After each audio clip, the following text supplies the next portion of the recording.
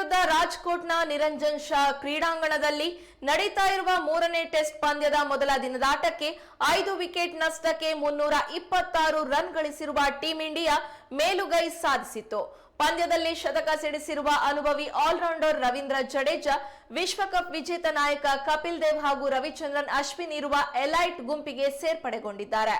Test ಕ್ರಿಕೆಟ್ನಲ್ಲಿ number 1 allrounder ಆಗಿರುವ ರವೀಂದ್ರ ಜಡೇಜಾ ತವರಿನ ಅಂಗಳದಲ್ಲಿ ಉತ್ತಮ ಬ್ಯಾಟಿಂಗ್ ದಾಖಲೆ ಹೊಂದಿದ್ದು ಇಂಗ್ಲೆಂಡ್ ವಿರುದ್ಧ ಉತ್ತಮ ಬ್ಯಾಟಿಂಗ್ ಖದರ್ ಪ್ರದರ್ಶಿಸಿದ್ದಾರೆ.